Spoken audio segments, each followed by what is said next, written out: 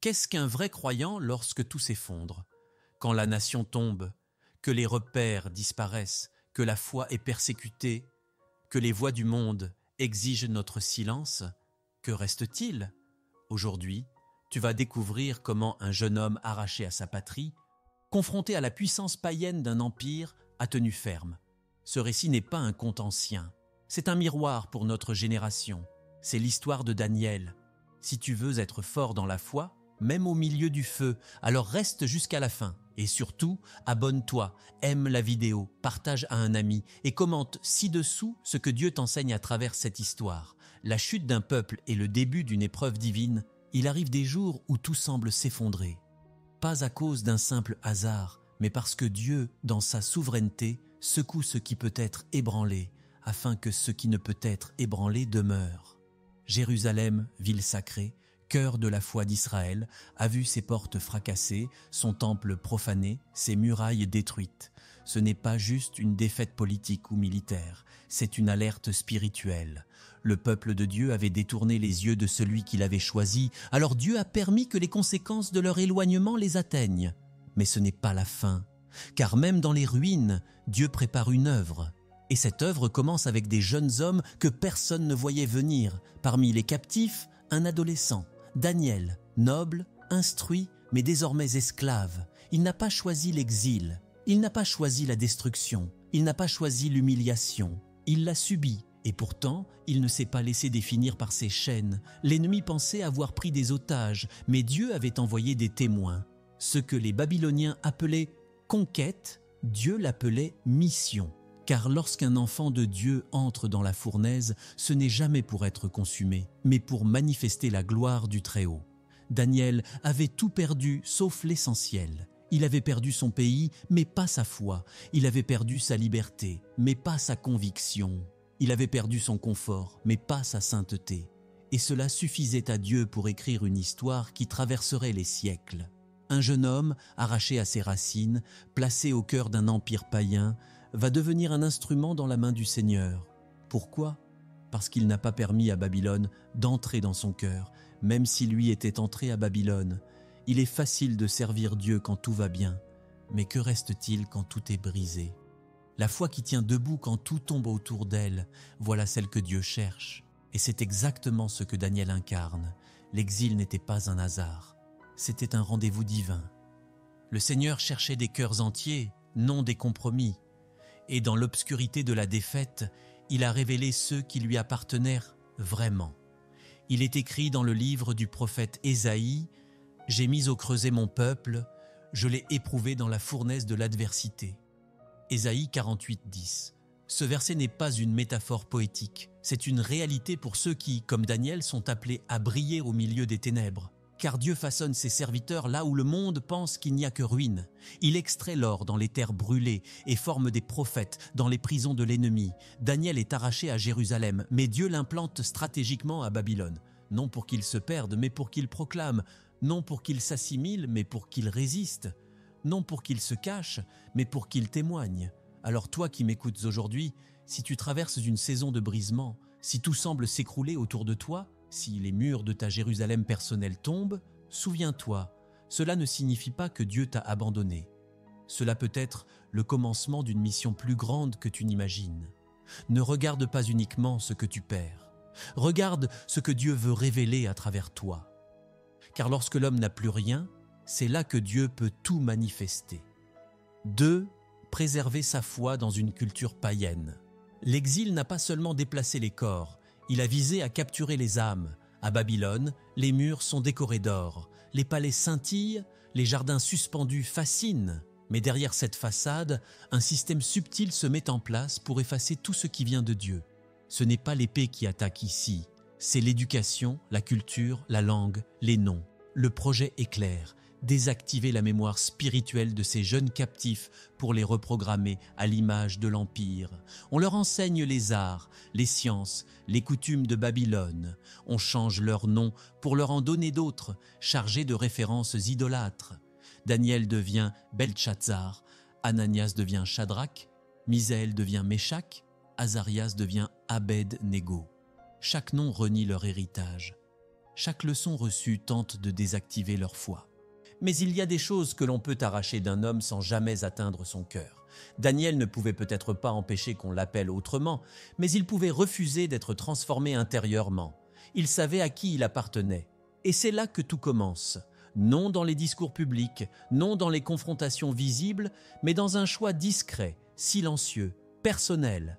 Daniel refuse les mets du roi, une nourriture appétissante, servie sur des plats raffinés, symbole du privilège, de l'intégration, mais aussi de la soumission, car ces plats, offerts aux idoles, étaient un point de rupture. Manger, c'était accepter les règles du jeu. Participer à la table du roi, c'était abandonner le Dieu d'Israël. Daniel comprend cela. Il n'élève pas la voix pour protester. Il ne se rebelle pas violemment. Il demande humblement à ne manger que des légumes et à boire de l'eau pendant 10 jours, et il laisse Dieu faire le reste. Comme le révèle le livre de Proverbes, le cœur intelligent acquiert la science et l'oreille des sages cherche la connaissance. Proverbe 18, 15. Daniel agit avec sagesse. Il n'attaque pas l'empire. Il ne cherche pas à se faire remarquer. Il préserve son identité dans la foi, dans le secret, dans l'obéissance. Ce n'est pas le lieu qui fait le croyant, c'est sa fidélité intérieure. Et Dieu honore cette fidélité. Au bout des 10 jours, lui et ses compagnons paraissent plus sains, plus forts, plus vigoureux que tous les autres. Ce n'était pas la nourriture qui les nourrissait. C'était la main de Dieu sur leur vie. Il y a des compromis qui semblent petits, insignifiants, acceptables. Mais pour celui qui marche avec Dieu, même un détail devient une épreuve de loyauté. Et Daniel a compris cela. Il a choisi l'obéissance là où beaucoup auraient vu une opportunité. C'est ainsi que naissent les vrais témoins. Non dans les grandes scènes de gloire, mais dans les choix invisibles, dans les renoncements intérieurs, dans la constance quotidienne. Là où personne ne regarde, Dieu regarde. Là où le monde dit ce n'est rien, le ciel voit une offrande. Aujourd'hui encore, nous vivons dans une culture babylonienne. Les noms changent, mais le système reste. Le monde veut nous faire penser, parler, agir comme lui. Il veut que nous mangions à sa table, que nous nous habitions de ses valeurs, que nous oublions notre Dieu. Mais Dieu cherche encore des Daniel, des jeunes, des adultes, des hommes, des femmes, prêts à dire « Je ne me souillerai pas ». Tu n'as pas besoin de crier pour résister, tu n'as pas besoin d'ennemis pour être fidèle. Tu as besoin de conviction, de prière, de courage, et Dieu fera le reste. Là où tu dis non pour lui, il dira oui pour toi. Là où tu refuses la compromission, il t'ouvrira la faveur. C'est ainsi que naît une vie qui honore Dieu. Partie 3. Le Dieu des cieux révèle les mystères. Il existe des énigmes que la sagesse humaine ne peut résoudre, des rêves qui troublent l'âme, qui échappent à toute logique et qui font trembler même les plus puissants. C'est exactement ce qui arrive au roi Nabuchodonosor. Une nuit, il voit un songe si puissant qu'il se réveille bouleversé. Pourtant, au lieu de chercher la paix, il exige l'impossible, que ses sages devinent son rêve et en donnent l'interprétation. Une requête qui dépasse tout entendement. Mais derrière l'absurde, il y a une leçon divine. Dieu veut démontrer qu'aucune sagesse humaine ne peut rivaliser avec la révélation d'en haut. Les astrologues, les devins, les magiciens échouent un à un. Ils reconnaissent leur incapacité, la tension monte, le roi entre dans une colère folle. Il ordonne l'exécution de tous les sages de Babylone, et parmi eux, Daniel. Mais au lieu de paniquer, Daniel fait ce que peu de gens font dans les urgences, il se tourne vers Dieu. Il appelle ses amis à prier avec lui. Pas une prière rapide, pas une supplication désespérée, mais une véritable intercession. Il cherche la face de celui qui connaît les pensées les plus secrètes, celui qui détient les clés des mystères éternels. Pendant que l'orgueil humain se débat, la foi cherche la révélation. Et Dieu parle, non à travers un tonnerre ou un feu du ciel, mais dans une vision nocturne. Dieu révèle le rêve du roi à Daniel, pas seulement le contenu, mais aussi le sens. Le matin venu, Daniel ne prend pas le mérite pour lui. Il sait que ce n'est pas sa sagesse qui l'a sauvé, mais la grâce de Dieu. Il entre alors dans la salle du trône, non comme un captif, mais comme un homme envoyé par le ciel. Il déclare devant le roi, « Il y a un Dieu dans les cieux qui révèle les mystères. » Daniel 2,28. 4. La fournaise et la foi inébranlable. Quand l'orgueil atteint son paroxysme, il cherche à remplacer Dieu. C'est exactement ce que Nabuchodonosor tente de faire. Il a vu le rêve, il connaît la vérité, il sait que son royaume est temporaire. Pourtant, il refuse de se soumettre à la volonté divine. Alors, il construit une statue, non pas seulement la tête d'or, mais une idole entière, massive, de près de 30 mètres de hauteur, dressée comme une provocation contre le ciel. L'ordre est donné, tout le peuple doit se prosterner. Le son des instruments est le signal de l'adoration obligatoire. Quiconque ose résister sera jeté dans la fournaise ardente. C'est dans ce contexte de pression et d'intimidation que 3 hommes se lèvent, Shadrach, Meshach et Abed-Nego. Ils n'ont ni armée, ni position d'autorité, ni défense humaine. Mais ils ont quelque chose de plus fort que tout cela, la crainte de Dieu. Ils refusent de plier le genou devant ce que le monde adore. Ils savent que se prosterner serait renier leur Dieu. Et ils choisissent l'obéissance même si cela leur coûte la vie. Amenés devant le roi, ils entendent cette question : « Quel Dieu pourra vous délivrer de ma main ?» Leur réponse est claire, sans hésitation. « Voici, notre Dieu que nous servons peut nous délivrer de la fournaise ardente, et il nous délivrera de ta main, ô roi. Sinon, sache, ô roi, que nous ne servirons pas tes dieux, et que nous n'adorerons pas la statue d'or que tu as élevée. » Daniel 3, 17-18. Ils n'ont pas foi en un miracle automatique. Ils ont foi en Dieu, qu'il les sauve ou non. Leur loyauté n'est pas conditionnée par les résultats, mais par leur relation avec l'Éternel. Et c'est là que réside la vraie force de leur témoignage. Furieux, Nabuchodonosor fait chauffer la fournaise 7 fois plus que la normale. Les soldats chargés d'exécuter la sentence meurent eux-mêmes, consumés par l'intensité des flammes. Quant aux 3 fidèles, ils sont jetés liés dans les flammes. Pour tous, c'est terminé. Mais Dieu n'a pas dit son dernier mot. Le roi se lève soudain, troublé. Il regarde à l'intérieur et voit ce qu'il ne peut expliquer. « N'avons-nous pas jeté 3 hommes dans le feu ?» demande-t-il. « Je vois 4 hommes déliés qui marchent au milieu du feu, et le 4e a l'apparence d'un fils des dieux. » Le feu n'a pas eu le dernier mot. Au milieu de la fournaise, une présence surnaturelle est là. Une gloire invisible pour les païens, mais visible au moment de la délivrance. Ce 4e homme, c'est une manifestation divine, c'est Dieu lui-même, marchant aux côtés de ceux qui refusent de le trahir. Et c'est là que le miracle devient témoignage. Les 3 hommes sortent. Ils n'ont ni brûlure, ni trace de fumée, ni cheveux roussis. Le feu les a libérés, mais ne les a pas détruits. Le roi, humilié dans son propre système, reconnaît la grandeur du Dieu qu'il voulait défier. Il publie un décret glorifiant l'Éternel et honore publiquement ceux qui ont préféré mourir plutôt que de se courber devant une idole. Ce jour-là, ce n'est pas seulement une statue qui est tombée dans le cœur des hommes, c'est la peur, c'est l'intimidation, c'est l'idée que l'obéissance à Dieu mène toujours à la perte.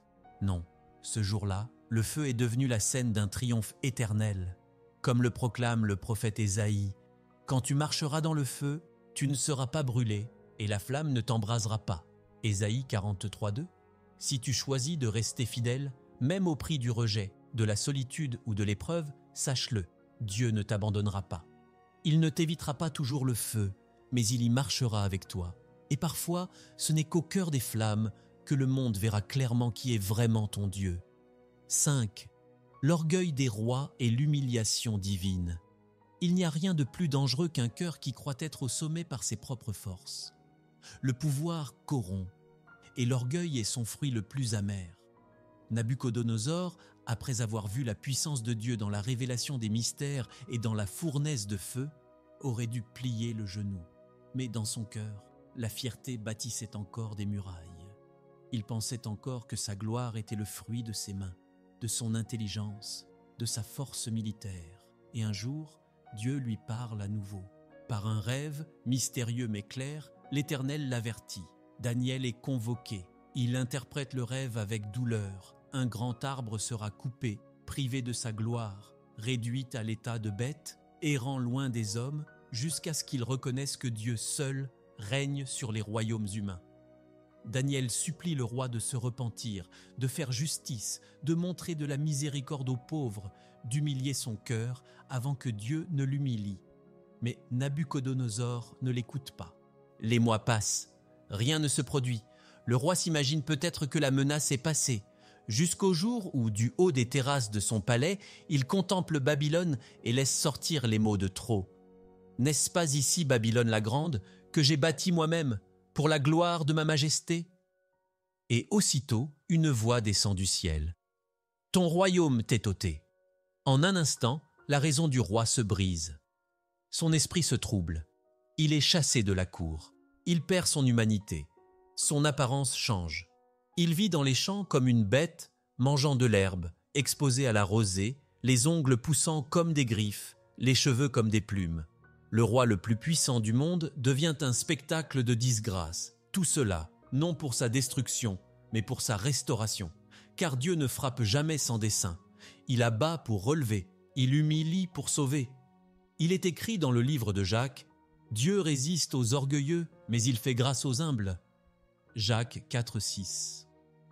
7 longues années passent, pas un jour de moins. 7 ans de silence royal, 7 ans où la voix du trône est éteinte, 7 ans pour briser le cœur de pierre. Et un jour, Nabuchodonosor lève les yeux vers le ciel. Ce geste, si simple en apparence, signifie tout. Il reconnaît enfin que la souveraineté n'appartient pas à l'homme, que les royaumes sont donnés par Dieu, que la gloire véritable n'est pas dans les murs d'or, mais dans un cœur soumis. Alors, Dieu restaure sa raison. Il revient au palais. Son trône lui est redonné. Mais cette fois, c'est un homme changé. Il ne parle plus comme un roi arrogant. Il loue, il bénit, il élève le Dieu très haut. Il dit « Maintenant moi, Nabuchodonosor, je loue, j'exalte et je glorifie le roi des cieux, dont toutes les œuvres sont vraies et les voies justes, et qui peut abaisser ceux qui marchent avec orgueil. » Daniel 4,37. Cette parole ne vient plus d'un prophète. Elle vient d'un roi brisé et restauré, d'un homme que Dieu a dépouillé pour le reconstruire. Et toi, si Dieu t'a élevé, si tu vis une saison d'abondance, garde ton cœur. N'oublie jamais que tout ce que tu possèdes vient de lui, car celui qui s'élève sera abaissé, mais celui qui s'humilie sera élevé au temps voulu. L'orgueil détruit, l'humilité attire la grâce. Dieu ne partage pas sa gloire, mais il est prêt à la déposer sur ceux qui reconnaissent que tout vient de lui. 6. Belsatsar et l'écriture du jugement. Le temps a passé. Nabuchodonosor n'est plus. Sa gloire est tombée dans les livres, son humilité dans la mémoire des sages. Mais la leçon qu'il avait apprise dans les champs n'a pas été transmise. Sur le trône de Babylone s'assoit maintenant un autre roi, Belsatsar. Non pas un roi puissant comme son prédécesseur, mais un homme arrogant, irrévérencieux, rempli de mépris pour tout ce qui est saint. L'orgueil de Belsatsar ne se manifeste pas par des conquêtes, il se manifeste dans l'insolence. Au lieu de gouverner avec sagesse, il organise une grande fête. 1000 de ses officiers sont invités. Le vin coule à flot, les chants montent, les femmes dansent. L'atmosphère est saturée de plaisir charnel. Mais au cœur de cette débauche, un geste va sceller son destin. Dans son ivresse, Belsatsar ordonne qu'on apporte les vases sacrés du temple de Jérusalem, ceux que Nabuchodonosor avait soigneusement entreposés. Ce que l'ancien roi avait craint, le nouveau le profane. Avec ses coupes consacrées au Dieu d'Israël, il boit à la gloire des dieux d'or, d'argent, de bois et de pierre. Mais l'Éternel ne dort pas. Au milieu de la salle, alors que les rires emplissent les airs, le silence tombe soudain. Une main apparaît, flottant dans l'air, sans corps, sans visage. Elle se dirige vers le mur du palais et commence à écrire. Personne ne comprend, personne ne parle. Tous sont saisis de terreur. Les instruments tombent, les coupes se renversent. Le visage du roi pâlit, ses genoux s'entrechoquent, car cette main, visible à tous, est un signe que le ciel a répondu. Les lettres brillent dans la lumière tremblante. Menez, menez, Tekel, parsain. Des mots étranges, incompréhensibles pour les sages de Babylone. Une panique s'empare du roi. Il fait appeler ses magiciens, ses devins, ses astrologues. Promet richesse, gloire, honneur, mais aucun ne peut interpréter les cris. Alors, la reine-mère intervient. Elle se souvient d'un homme oublié depuis longtemps par la cour. Daniel, un vieil homme à présent, mais en lui habite l'esprit du Dieu vivant. On l'appelle. Daniel entre dans la salle où tous tremblent. Il ne cherche pas les honneurs. Il n'est pas impressionné par les promesses du roi. Il se tient là comme un homme envoyé de Dieu, et il parle. Tu t'es élevé contre le Seigneur des cieux. Tu as profané ce qui est sacré. Tu as glorifié des dieux qui ne voient ni n'entendent, et tu n'as pas honoré celui qui tient ton souffle entre ses mains. Puis il interprète l'Écriture. Mené, Dieu a compté ton règne et y a mis fin. Tekel, tu as été pesé dans la balance, et tu as été trouvé léger. Parsin, ton royaume est divisé et donné aux Mèdes et aux Perses. Comme l'affirme l'Épître aux Galates, on ne se moque pas de Dieu. Ce qu'un homme aura semé, il le moissonnera aussi. Galates 6:7. Cette nuit-là, la prophétie s'accomplit. L'armée ennemie entre dans Babylone par le fleuve détourné. Sans combat, la ville tombe. Belshazzar est tué. Son règne se termine, non par une guerre, mais par un jugement. Et ainsi se clôt l'histoire d'un roi qui n'a pas écouté l'histoire. Le Dieu d'Israël n'est pas un Dieu parmi d'autres. Il est le seul, le vrai, le saint. Il supporte longtemps, il avertit, il envoie des signes. Mais lorsqu'on piétine le sacré avec arrogance, son jugement devient inévitable. Tu peux régner aux yeux des hommes. Tu peux bâtir, te divertir, dominer. Mais si tu refuses de craindre Dieu, ta chute est certaine. Car toute puissance qui s'exerce sans révérence est destinée à tomber.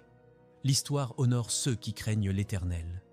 Les autres, elle les oublie ou les mentionne comme un avertissement.